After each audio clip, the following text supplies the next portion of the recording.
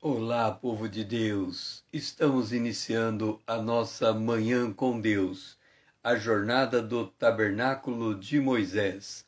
6 estações, 10 minutos em cada estação, 1 hora na presença de Deus, porque Ele é o nosso Deus e nós, povo do seu pasto, o povo que Ele pastoreia e ovelhas da sua mão, o rebanho sob os cuidados de Deus. E hoje nós vamos posicionar a Arca da Aliança no Salmo de número 126, o versículo de número 3. Com efeito, grandes coisas fez o Senhor por nós, por isso estamos alegres. Bom dia, irmão Paulo. Bom ter de volta. Estamos reiniciando nossa manhã com Deus.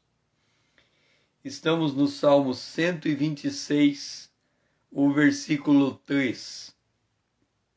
Com efeito, grandes coisas fez o Senhor por nós, por isto estamos alegres.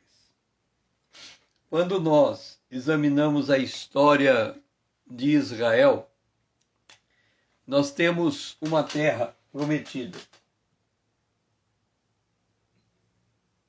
Essa terra Deus prometeu a Israel, a terra de Canaã.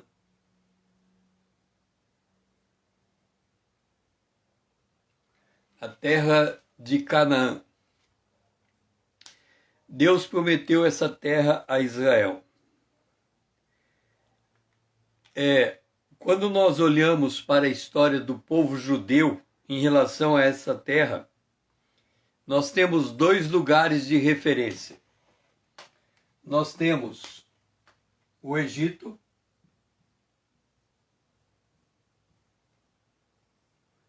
e nós temos a Babilônia.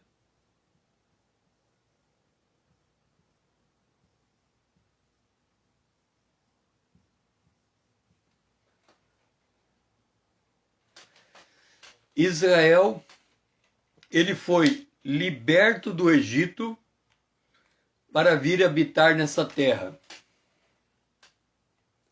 Ele foi liberto.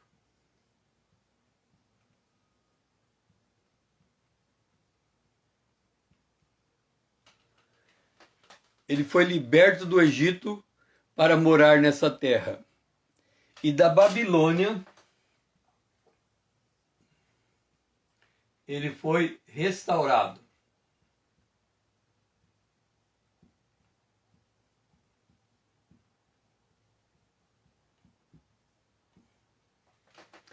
Então nós temos 2 momentos de Israel em relação a Canaã, com esses 2 lugares geográficos. Ele foi liberto e ele foi restaurado. Quando nós estamos falando de liberto, ele foi justificado.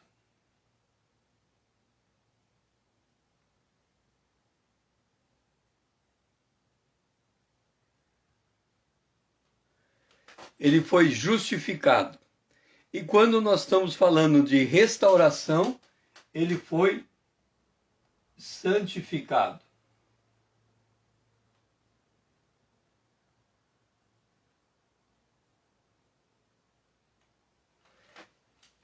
Lembra que a nossa experiência com Deus, ela vem em 3 momentos. Nós somos justificados, nós somos santificados e nós somos glorificados.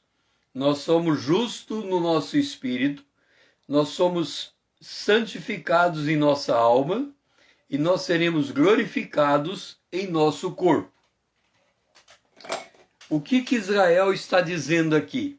Ele está dizendo, com efeito, grandes coisas fez o Senhor por nós, por isso nós estamos alegres. Em que momento da experiência ele está declarando essas grandes coisas? No momento da sua santificação. Ou seja, no momento em que ele está sendo santificado, ele está dizendo: grandes coisas fez o Senhor por nós. Observa, eles estavam prisioneiros no Egito e foram transportados para Canaã, foram libertos. Houve uma grande alegria ali. Depois eles saíram de Canaã, foram para a Babilônia por desobediência, e agora eles retornam de novo a Canaã. Eles são restaurados. A santificação de Israel é o que está em foco aqui. E nesse processo de santificação há um retorno de Israel a Deus, e nesse retorno há uma grande alegria. A alegria do Senhor é a nossa força. Com efeito, grandes coisas fez o Senhor por nós.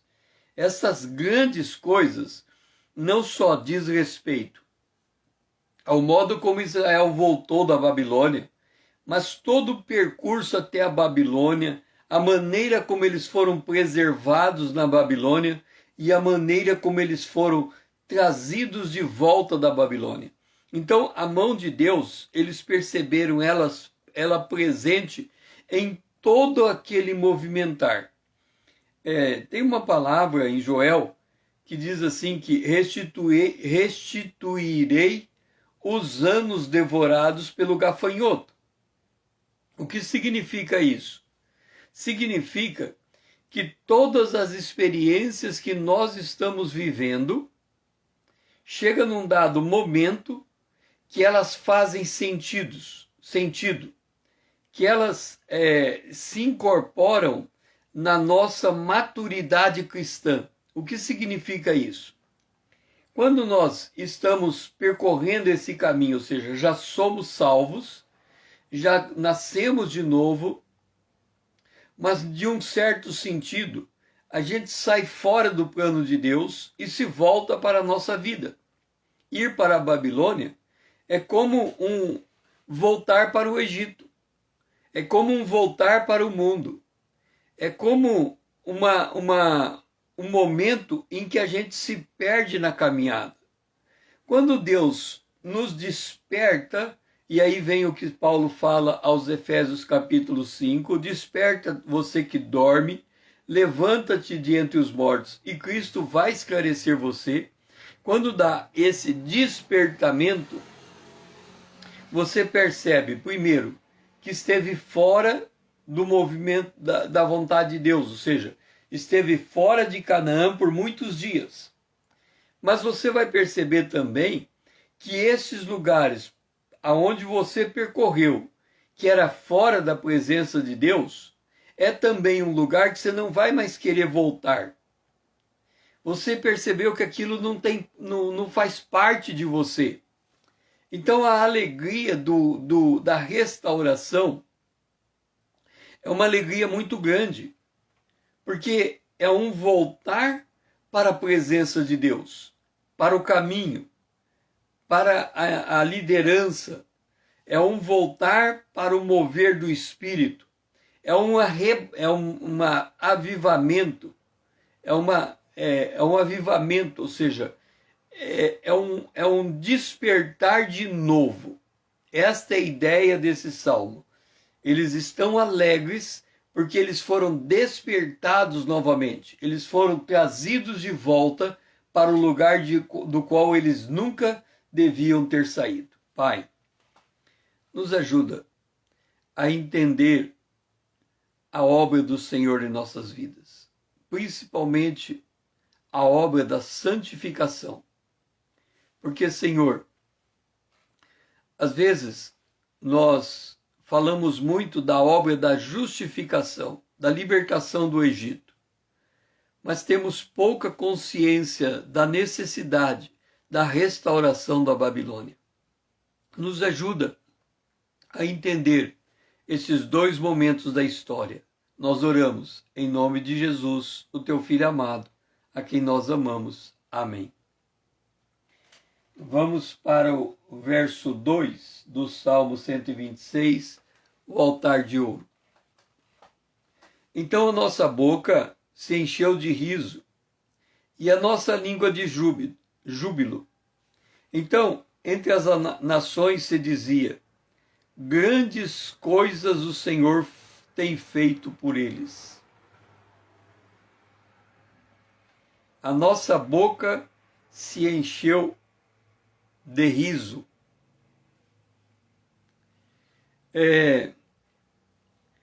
Certa feita, eu fui num evento da Adonep, no Rio de Janeiro. Adonep, Associação dos Homens de Negócio do Evangelho Pleno. Isso foi na década de 80. Havia uma convenção, a Adonep tem uma convenção anual, e na década de 80, na década de 90, 1993, 94, por aí. Naquele ano em particular, nós fomos a um hotel onde estavam grande parte dos que iam participar daquela convenção. E eu, cruzando os corredores daquele hotel, eu encontrei um grupo de coreanos. Eram em torno de 40 coreanos. Esse grupo, depois eu fiquei sabendo, eles vieram da Coreia do Sul em visita ao Brasil, e eles souberam então da convenção da Adonep e foram convidados a ter algumas participações especiais na Adonep. Naquele dia, ele estava num determinado espaço do hotel, treinando as músicas que eles iam cantar no evento. As músicas que eles estavam treinando eram em português, eles falam coreano. O que me chamou a atenção é que o sorriso deles era como o sorriso de anjos. Era um sorriso muito limpo, era um sorriso em que toda a pele do rosto estava descontraída. Os dentes, a dentição, todo semblante, havia brilho nos olhos.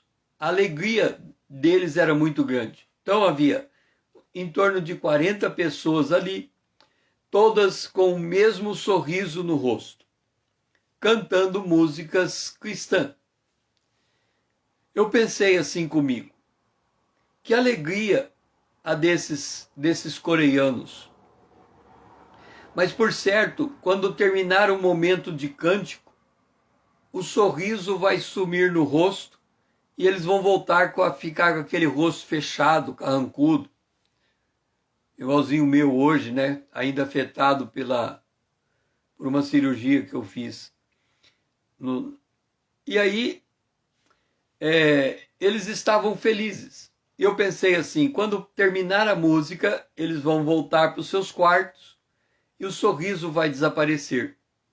No entanto, o sorriso não desapareceu depois de parar de cantar. Depois eu vi eles em um evento, eu os vi em um evento, e eles fizeram uma apresentação, era o jantar da Adonep. Eles têm um jantar antes da convenção, e de novo o mesmo sorriso. Depois eu vi eles na convenção da Adonep cantando o mesmo sorriso.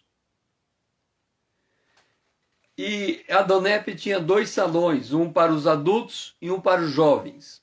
E eu fiquei sabendo que aquele grupo de 40 irmãos coreanos iam se apresentar entre os jovens. E no outro salão dos jovens tinha em torno de 7.000 jovens. Então eles foram para lá e eu fui assistir.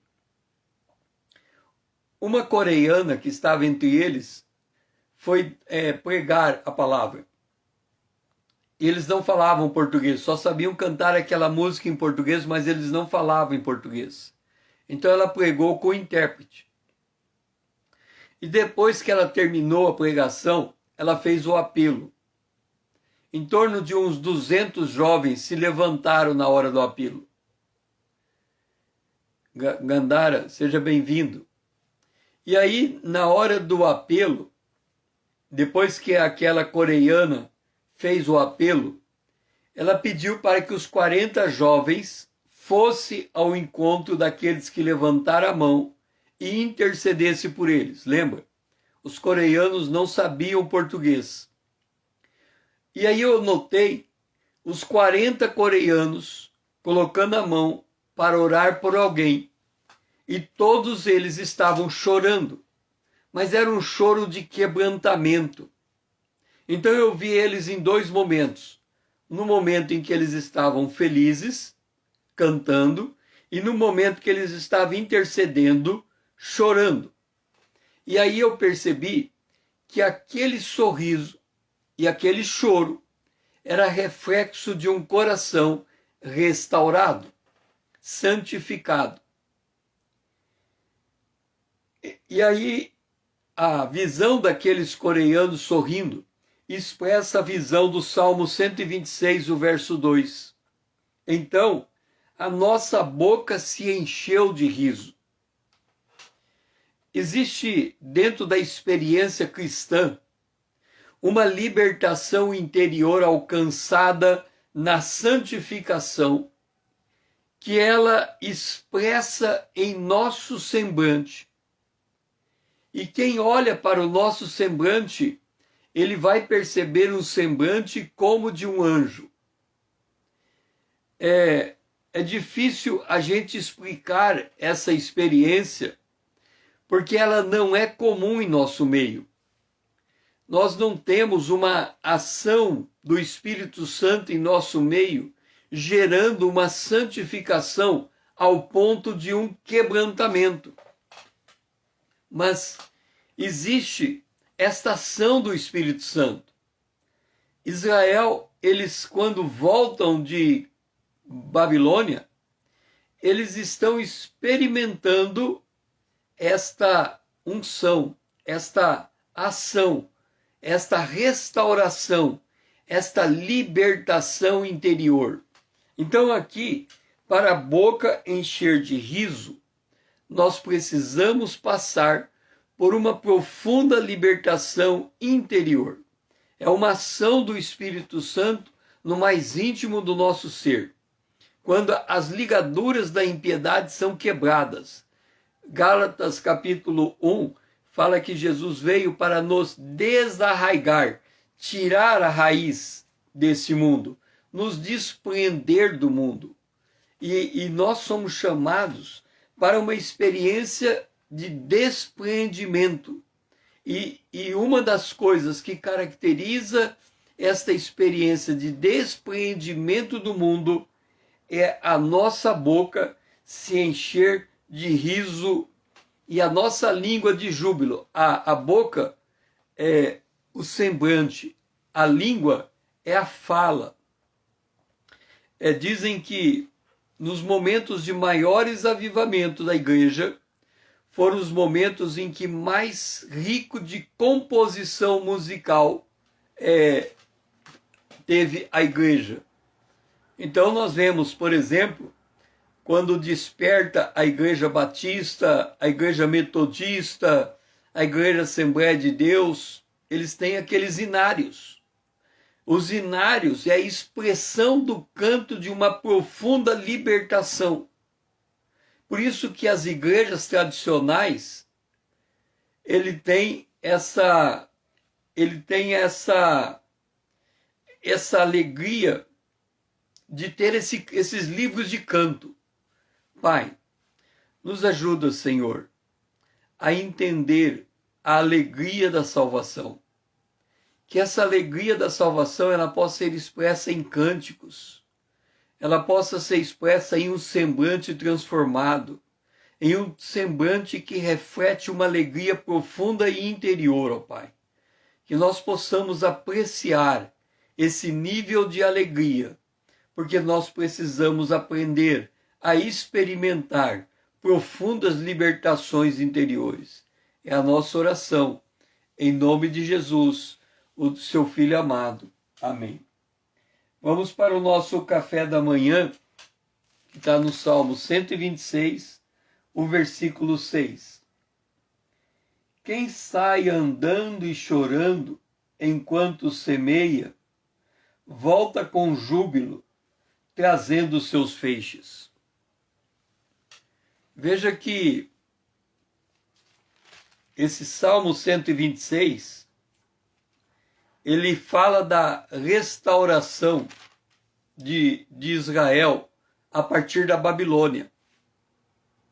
E aqui ele diz: quem sai andando e chorando enquanto semeia, voltará com júbilo, trazendo seus feixes. Vamos entender essa rota. Quando Deus fala com Israel, e ele diz assim,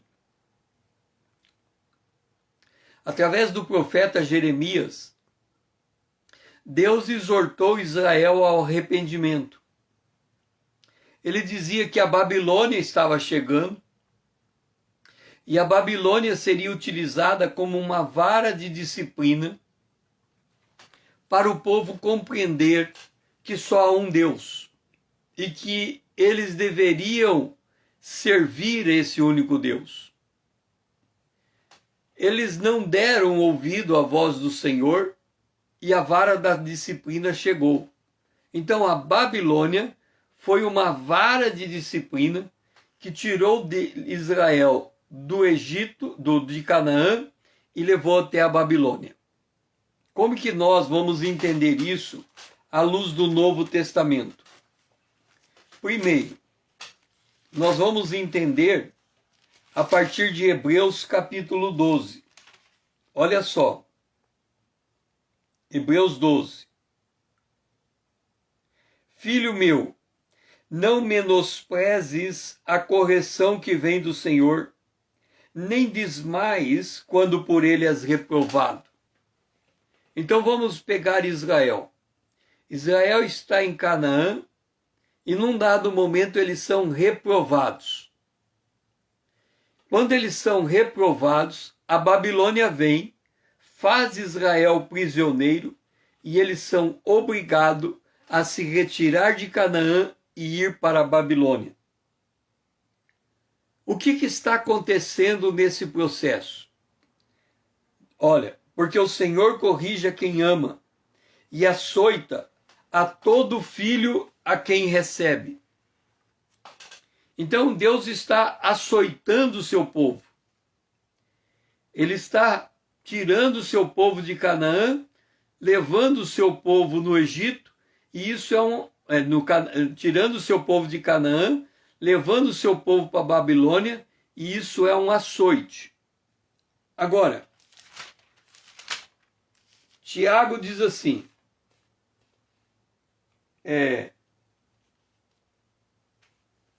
bem-aventurado o homem que suporta com perseverança a provação, porque depois de ter sido aprovado, receberá a glória. Então Tiago fala que nós temos que passar por uma prova.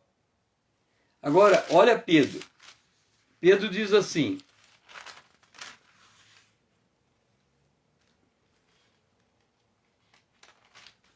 nisto exultais, quer dizer, nisto fique feliz, porque no presente, por um breve tempo, se necessário, sejais contristados por várias provações, para que uma vez confirmado o valor da vossa fé.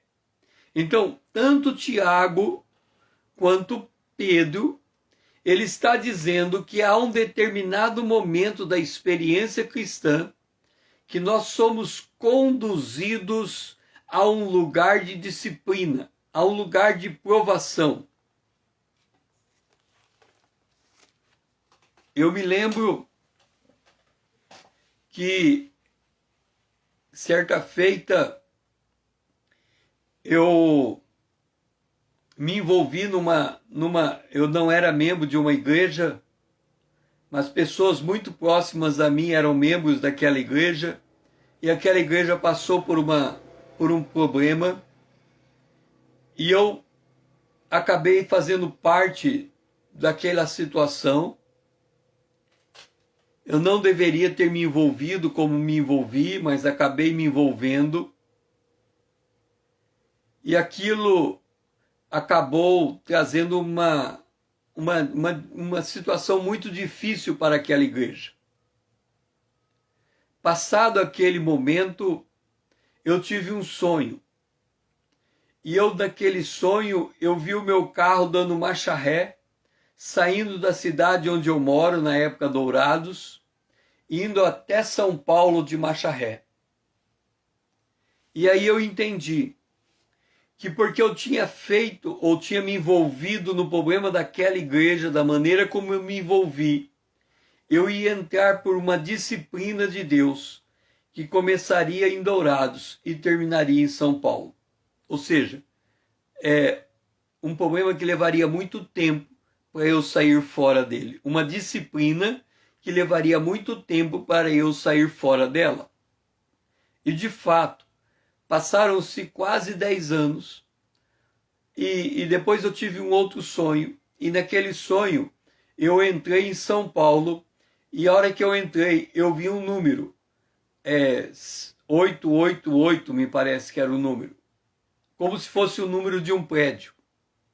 E eu me lembro que uns 10 anos depois eu entrei em São Paulo de ônibus, olhei para aquele prédio e vi aquele número, 888. Então eu entendi que aquela disciplina, porque eu passei por aquela situação, ela estava terminando, ou seja, ela durou 10 anos. Então quando nós fazemos algo que Deus não se agrada daquilo que fazemos, seja bem-vinda, Lídia, nós passamos por um tratamento de Deus. É isso que ele diz aqui, o salmista, quando ele diz, Salmo 126, verso 6. Quem sai andando e chorando, quer dizer, eu saí para a disciplina. Eu saí para a disciplina chorando, porque eu sabia que eu iria passar por muitas dificuldades. Quem sai chorando enquanto semeia, quer dizer, enquanto você anda nos caminhos do Senhor, apesar de estar numa disciplina, você volta depois dessa disciplina com júbilo, trazendo a experiência adquirida naquela disciplina. Então esta é a lição desse verso. Deus nos coloca numa disciplina, porque nós fizemos algo que não agradou a Deus. Essa disciplina nos leva a uma jornada de muitos anos. Nessa jornada, a gente faz ela chorando, porque a gente não está em Canaã, a gente está numa terra estranha que é a Babilônia. Mas depois que acaba aquela disciplina, todo aquele período da disciplina se torna um aprendizado para nós aprendermos a andar com Deus. Por isso, não menospreze a disciplina que você tem sido submetido. Não menospreze a tribulação que você está passando. Ela é como uma vara de Deus. Mas enquanto essa vara está lhe açoitando, você está semeando com lágrimas, mas você está semeando. Quando você for restaurado à posição que Deus quer te colocar, então você compreenderá esse período de deserto que você passou. Pai, nos ajuda, Senhor, a compreender a experiência de deserto, a disciplina que nós temos passado. Porque, Senhor, quando terminar a disciplina, nós vamos colher o fruto da justiça. Então nossa boca se encherá de riso. Essa é a nossa oração. Em nome de Jesus, o teu Filho amado, a quem nós amamos. Amém. Vamos para o candelabro. Salmo 126, verso 1. Quando o Senhor restaurou a sorte de Sião, ficamos como quem sonha. Deixe-me dizer uma coisa. Na minha experiência pessoal com Deus, uma das coisas que eu tive muita clareza foi o tempo da disciplina. Eu fazia algo, eu percebia que aquilo tinha desagradado a Deus, e eu sabia que por causa daquilo que eu fiz, eu entraria em uma grande disciplina na mão de Deus. Quando a Bíblia diz assim, o que está de pé, para o Senhor está de pé. O que está caído, para o Senhor está caído. Há certas coisas que a gente não entende na vida cristã por falta de discernimento. Veja bem, Jesus disse assim, eu tenho contra você que você perdeu o primeiro amor. Lembra de onde você caiu. Vamos lá. Apocalipse capítulo 2. Olha a exortação como ela é. Capítulo 2. Tenho, porém, contra ti, verso 4, que abandonaste o teu primeiro amor. Lembra-te, pois, de onde caíste, arrepende-te e volta à prática das primeiras obras. E, se não, vem a ti, e moverei do teu lugar o teu candeeiro, caso não te arrependes. Então, Deus está dizendo à igreja de Efésios, olha, você estava sentado num lugar alto, você caiu daquele lugar, lembra da onde você caiu e volte para lá. Isso é conversão. Agora, tenta entender o agir de Deus. É assim, o Espírito de Deus, ele é muito sensível e às vezes a gente não percebe essa sensibilidade do Espírito de Deus em nossa vida. Vamos considerar que você aceitou Jesus, abandonou os pecados e foi batizado nas águas e está congregando numa igreja, ok? Então você deu os primeiros passos na fé. Recebeu Jesus, abandonou os pecados, foi batizado nas águas e agora é membro de uma igreja e ali está. Lembra que Israel saiu do Egito, mas quando eles estavam no deserto, na primeira dificuldade, eles reclamaram das cebolas do Egito, queriam voltar ao Egito para comer cebola. A pessoa, depois que recebe Jesus, depois que ela acaba o primeiro amor, ela tende a voltar para o Egito. Ela tende a voltar para os seus pecados antigos. Por que acontece isso? Porque ela não encontra a alegria necessária para permanecer na presença de Deus. Ela lembra dos dias passados e ela diz assim, aqueles dias eram melhores do que os dias de hoje. Lembra que Abraão foi para Canaã e aí veio a fome, ele vai para o Egito. Essa experiência é uma experiência comum em todo novo convertido. Ele tem uma alegria inicial, permanece na casa de Deus, mas depois ele, por alguma coisa, ele sai fora da casa de Deus. E ele volta à sua condição anterior. Por que isso aconteceu? Porque em algum momento naquela caminhada com Deus, ele desprezou o que Deus fez com ele. Porque se ele não tivesse desprezado, ele teria permanecido na casa de Deus. Mas por algum momento, ele diz assim, eu era melhor antes do que agora. E quando ele toma essa decisão, ou quando ele chega nessa conclusão de que antes era melhor do que agora, ele entra na disciplina de Deus. Agora entenda a disciplina de Deus. O homem, ele pode escolher o dia que vai sair da presença de Deus, mas ele não escolhe a hora que ele volta. De novo, O homem escolhe o momento de sair da presença de Deus, mas não escolhe a hora que volta. Por quê? Porque quando ele decide sair da presença de Deus, Deus entra com disciplina. Ele começa a passar por um processo de prova. É a chamada tribulação. E quando ele entra nessa tribulação, ele só vai sair dela quando Deus extirpar dele aquilo que o levou a sair fora da presença de Deus. O que significa então? O levantar, o cair é do homem, mas o levantar de novo é de Deus.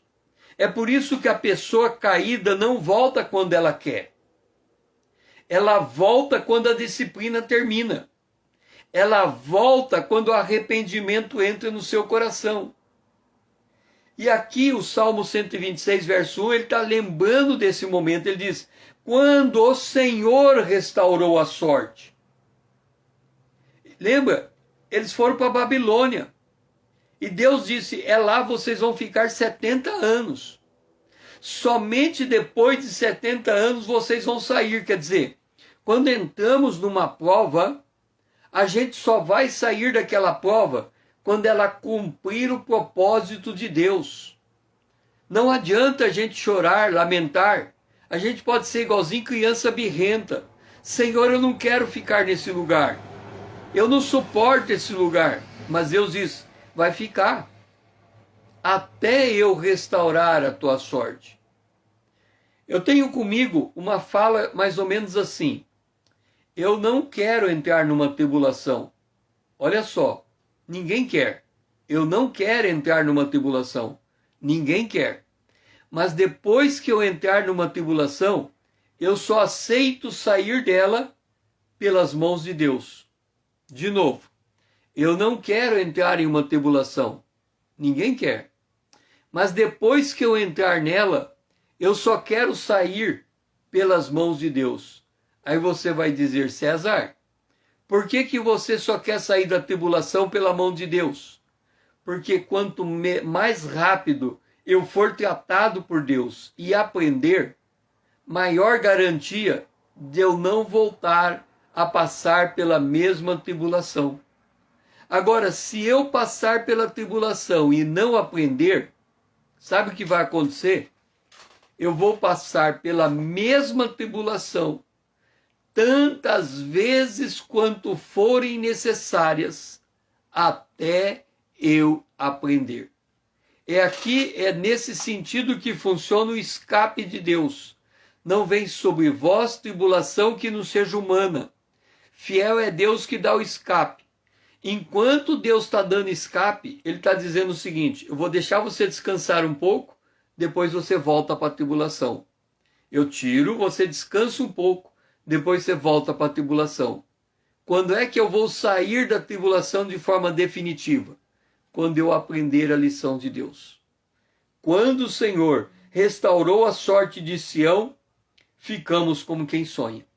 Então, quando você de fato aprende o que Deus quer fazer com você no tratamento no meio daquela tribulação, aí de fato você entra nisso que ele fala.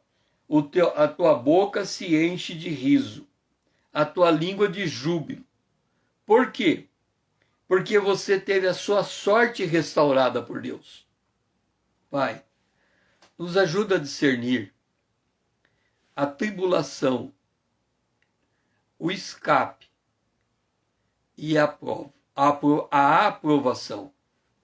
Porque, Senhor, quando nós caímos e caímos e caímos de novo na mesma tribulação, é porque nós só estamos tendo escape. Ainda não fomos aprovados. Mas restaura a nossa sorte.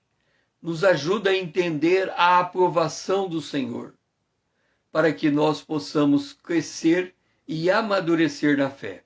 É a nossa oração. Em nome de Jesus, o teu Filho amado, a quem nós amamos. Amém. Vamos para o verso 5. Os que com lágrimas semeiam, com júbilo ceifarão. Lembra que o contexto nosso aqui é Israel deveria estar em Canaã, eles saíram do Egito e foram para Canaã libertos, mas por quê? Eles não queriam ficar em Canaã, queriam voltar ao Egito. Deus manda Israel para a Babilônia numa prova de 70 anos. Ou seja, a geração que estava em Canaã morre na Babilônia e uma nova geração volta para Canaã. Lembra que no Egito, a geração que saiu do Egito morreu no deserto e uma nova geração entrou em Canaã. Agora, eles saem de Canaã, vão para a Babilônia, morrem na Babilônia e uma nova geração volta para Canaã. Lembra que no Egito, Calebe e Josué não morreram no deserto, eles entraram em Canaã. Na Babilônia também, por exemplo, Zorobabel, ele volta para Canaã, quer dizer, alguns nesses 70 anos, eles foram em meia idade, então eles voltaram para Canaã. Outros não voltaram. O que nós estamos dizendo com isso? Por que nas duas experiências nós temos um grupo de pessoas morrendo e um grupo de pessoas retornando? É que Israel, ele é um sinal profético para a nossa vida. O que a morte de uma geração e a entrada de uma nova geração quer dizer para a nossa vida? Gálatas, capítulo 5. Gálatas, capítulo 5. Olha o que diz Gálatas, no capítulo 5, no versículo 16. Digo, porém, andai no Espírito, e jamais satisfarei as concupiscências da carne, porque a carne milita contra o Espírito, e o Espírito contra a carne, porque são opostos entre si, para que não façais o que porventura seja o vosso querer. Não façais o que porventura seja do vosso querer, mas se sois guiado pelo Espírito, não estáis debaixo da lei. Deixa eu explicar. Quando nós nascemos de novo, nós adquirimos um novo espírito. Lembra? Aquele que se une ao Espírito de Deus se torna um com ele. Entenda a palavra de Deus. O apóstolo Paulo diz que no meu entendimento, eu tenho uma lei. Nos membros da minha carne, eu tenho uma outra lei. A lei do meu entendimento agrada a Deus. A lei da minha carne me leva para o pecado. Então Paulo, ele está consciente que existe uma luta entre a carne e o espírito. Agora, entenda uma coisa. Ele diz assim, no verso 15 de Gálatas, capítulo 5. Se vós, porém, vos mordeis e devorais uns aos outros, vede que não sejais mutuamente destruídos. Ele está dizendo o seguinte, que quando nós somos movimentados pela carne, nós estamos o tempo todo brigando um com os outros. Uma das características da presença da carne no nosso meio é a intriga, a calúnia, a difamação, o descontentamento, a rixa, a fofoca, a briga entre as pessoas. É uma característica da presença da carne. Porque a obra de Deus é uma obra de paz, uma paz que excede o entendimento. Então, numa casa em que há muita contenda, numa casa em que há muito conflito, A obra da carne está reinando naquela casa. Enquanto a obra da carne reina naquela casa, a paz de Deus não consegue tomar lugar. Então, o verso 17 é mais ou menos o seguinte. Imagina eu entrando num ringue de boxe para lutar com Mike Tyson. Literalmente eu vou lutar com Mike Tyson. Eu pergunto para você, quem é que vai vencer essa briga? Eu ou Mike Tyson? Aí você vai dizer assim, César, é óbvio que é Mike Tyson. Ele dá um soco em você, acabou. Ok, você sabe que uma luta profissional de boxe são 15 assaltos. Imagine eu entrando para lutar com Mike Tyson, eu, César, contra Mike Tyson, e eu bato nele, ele bate em mim, eu bato nele e termino o primeiro assalto. Empate. Vamos para o segundo assalto. E o terceiro? 10 assaltos. 15 assaltos. Eu continuo brigando com o Mike Tyson. O irmão Paulo vai falar, essa luta tem marmelada. É impossível César ficar 15 assaltos com o Mike Tyson. É impossível. Tem marmelada nessa luta. Não, não é marmelada. Acontece que o Mike Tyson do espiritual é o Espírito Santo. O Espírito Santo ele não quer nos vencer, no sentido de que ele não quer nos humilhar. O Espírito Santo quer a nossa vontade, o nosso amor, o nosso coração. Então, se eu bato no Espírito Santo, ele vai como que bater em mim, no sentido em que ele vai manter a luta empatada. O que é o Espírito Santo manter a luta empatada? Nem ele ganha, nem eu ganho. Ele vai falar, olha, eu não vou sair da tua vida, mas você também não quer vir para a minha vida. Então vamos ficar aqui brigando. Eu quero fazer a vontade de Deus na tua vida e você quer fazer a vontade do mundo. Eu quero trazer Deus para a tua vida e você traz o mundo. E aquilo vira um empate. Quer dizer, nem o Espírito Santo vai embora, porque ele não vai, e nem você dá lugar para o Espírito Santo, porque você não quer. Então vira um impasse. Quando há um impasse, há uma tribulação, tudo dá errado.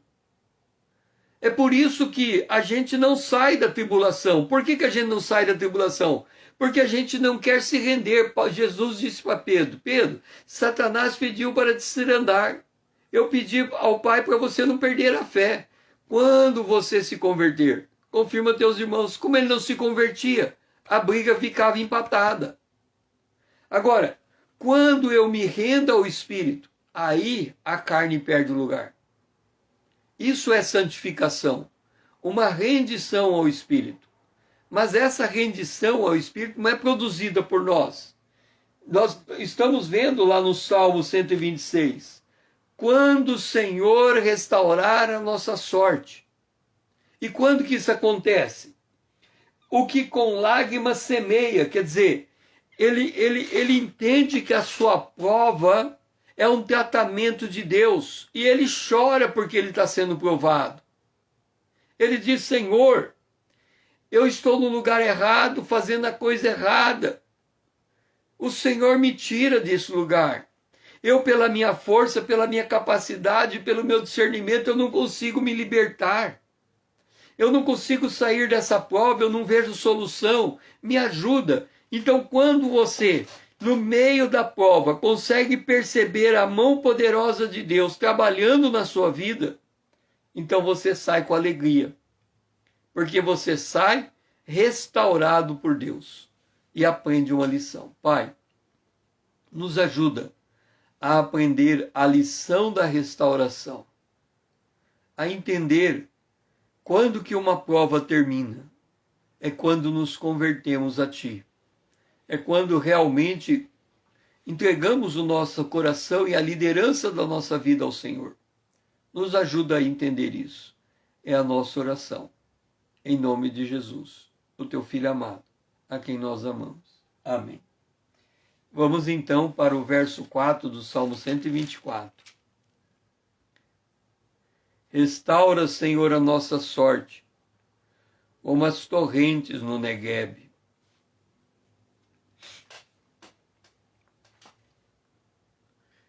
nós temos que... Deixe-me dizer uma coisa. No mundo empresarial, existe uma coisa chamada ISO 9000. É um certificado de garantia de qualidade. Uma empresa, para receber uma ISO 9000, ela tem que se adequar, ela tem que se ajustar. Deixa eu explicar para você por que uma empresa procura uma ISO 9000.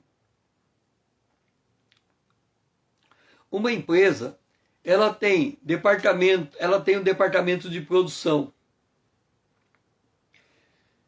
Uma fábrica. Ela tem uma fábrica para produzir cadeira, ok? Uma coisa, vou pegar janela. Ela tem uma fábrica para produzir janela de ferro. Existem duas fábricas grandes no Brasil que elas produzem janelas e elas vendem janela por atacado. Qualquer empresa de material de construção que você entrar, você vai encontrar uma janela fabricada por uma grande indústria. Ok. Você sabe que quando tem duas indústrias, elas estão competindo no preço. E quanto menor for o custo dela, maior é o lucro. Como é que uma empresa consegue ganhar da outra? Existe uma coisa que a gente chama de melhores práticas. Ela olha para dentro, para fora, e ela fala assim, quem é a empresa mais competitiva no mercado, que fabrica mais por um custo menor? Aí ela encontra uma outra empresa. Aquela outra empresa, a luz dela, tem as melhores práticas de mercado. Então ela diz assim, eu preciso das melhores práticas de mercado para eu produzir mais por um menor custo. E aí ela implanta a ISO 9000. O que a ISO 9000 é? Um compilado das melhores práticas de fabricação. Entenda, vamos supor que, trazendo para a nossa casa, vamos supor que a gente tem que limpar a casa. Todo dia a gente limpa a casa. Acontece que eu levo 2 horas para limpar a casa. Se eu for limpar a casa, vai levar muito mais. Eu vou levar 4 horas para limpar a casa. Aí eu olho para minha esposa e eu vejo que ela consegue limpar a casa em 1 hora. Eu limpo em 4 horas, ela limpa em 1 hora. E a casa limpa por ela fica mais limpa do que a minha limpeza. Aí eu penso assim, por que é que ela consegue limpar a casa em 1 hora e eu levo 4? Aí eu olho a técnica de limpeza dela.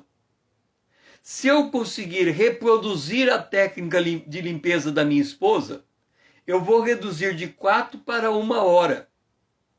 Eu vou ganhar 3 horas. Então eu treino, e aí eu consigo limpar a casa do jeito que ela limpa. Eu limpo em 1 hora. Mas aí eu fico sabendo que tem uma determinada casa do mesmo tamanho da minha, que a pessoa limpa em meia hora. Aí eu falo, mas como que ele limpa em meia hora se eu já melhorei de 4 horas para 1 hora e agora eu estou sabendo que tem alguém em outro lugar que eu nem conheço que limpa em meia hora. O que eu tenho que fazer? Eu tenho que sair daqui e lá onde está a outra casa, estudar a maneira como ele limpa a casa, para eu adquirir aquele conhecimento e aplicar na minha casa e limpar a casa em meia hora. A ISO 9000 faz isso. Ela traz as técnicas de fora, coloca à tua disposição e diz, olha, a melhor maneira de fazer a coisa é desse jeito. E aí você faz e você torna-se mais produtivo. Aí você vai fazer, César, o que tem a ver a ISO 9000 com o Salmo 4? Restaura, Senhor, a nossa sorte como as torrentes do Neguebe. é que se eu não tiver uma referência fora da minha casa, eu nunca vou descobrir que eu posso limpar a minha casa de 1 hora para meia hora, reduzindo para meia hora. De novo, Jesus disse assim: quem crer em mim, rios de água viva fluirão do seu ventre. São as torrentes do Neguebe. Se eu não souber que é possível viver com esse fluir do Espírito em forma de torrentes do Neguebe, eu nunca vou procurar essa experiência para a minha vida. Esta é a ideia. Eles estavam em Babilônia. Se eles não soubessem que Canaã era a terra prometida, eles nunca iam querer sair de Babilônia. Eles, como de fato aconteceu, muito judeu permaneceu na Babilônia. Mas olha, Deus disse assim a Israel: vocês vão ficar na Babilônia 70 anos, depois eu vou trazer de volta. Vocês sabem o que aconteceu? Israel voltou só uma parte, a outra não voltou. Sabe o que aconteceu com a outra parte que não voltou? Deus aumentou o castigo 7 vezes mais. E os 70 anos se tornaram 2.520 anos. 2.520 anos.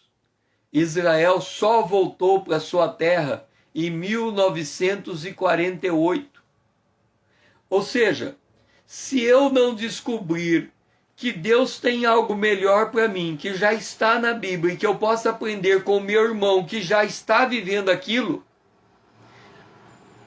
a minha aprovação vai aumentar 7 vezes mais.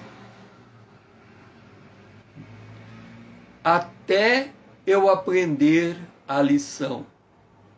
Tem muitos de nós que continuamos sofrendo uma provação, porque a gente não sabe que tem uma torrente em Neguebe e que nós somos chamados a viver de uma maneira melhor, liderado pelo Espírito Santo. Restaura, Senhor, a nossa sorte como as torrentes de Neguebe. Se você não tiver um referencial, e esse referencial teu não for a Bíblia, você está aumentando a tua provação. De novo, ou você aprende o referencial da Bíblia e vem para a palavra de Deus, para o Senhor restaurar a sua sorte nos termos de Deus, ou a tua tribulação vai ser aumentada, chegando até o final da sua vida, e você terminar a vida somente na disciplina e nunca experimentar esta alegria. Este é o significado do Salmo 126. Israel, eles sabiam que eles tinham que voltar para Canaã. Eles sabiam como eram as torrentes de água do Neguebe. Eles sabiam que Deus tinha algo melhor para eles. Por isso eles se converteram. A oração de conversão de Israel da Babilônia está registrada em Daniel capítulo 9. Daniel entendeu que era 70 anos, o tempo da provação. E ele se colocou diante de Deus e disse: eu e meu pai pecamos contra ti. Restaura a nossa sorte. Ou seja, somente quando nós olhamos a tribulação sob os olhos de Deus e clamamos por uma restauração, o Senhor nos tira da prova e nos aprova, porque aí a fé entra e está operando a nosso favor. Pai, nos ajuda a entender que a nossa prova, ela só chega ao fim quando nós temos o modelo da tua palavra como referência, as torrentes de Neguebe. Aí o Senhor restaura a nossa sorte. Por isso, Senhor, nós nos alimentamos da tua palavra 1 hora cada manhã, para compreendermos os teus propósitos e termos a nossa sorte restaurada. Esta é a nossa oração, em nome de Jesus, o teu Filho amado, a quem nós amamos. Amém. Estamos chegando ao fim da nossa manhã com Deus. Se o Senhor nos permitir, amanhã, 5 horas em ponto no mesmo horário. Venha fazer parte dessa comunidade. Seja meu seguidor. Nós temos uma longa jornada pela frente. De manhã, 5 horas da manhã, manhã com Deus. À noite, nós estamos estudando o livro do Apocalipse, às 20 horas em ponto. Quando terminar pega o aviãozinho, marque os seus amigos no aviãozinho e me ajude a levar essa mensagem mais longe. Eu dependo de você nisso. Só você pode me ajudar a fazer essa mensagem chegar mais longe. Marque seus amigos. Nos ajude a ensinar a levar essa mensagem. E que o Senhor seja louvado. E que abençoado seja a sua semana. E que Deus esteja contigo, te dando esse momento de alegria, esse riso na boca, esse júbilo na língua. Que o Senhor seja louvado. Amém.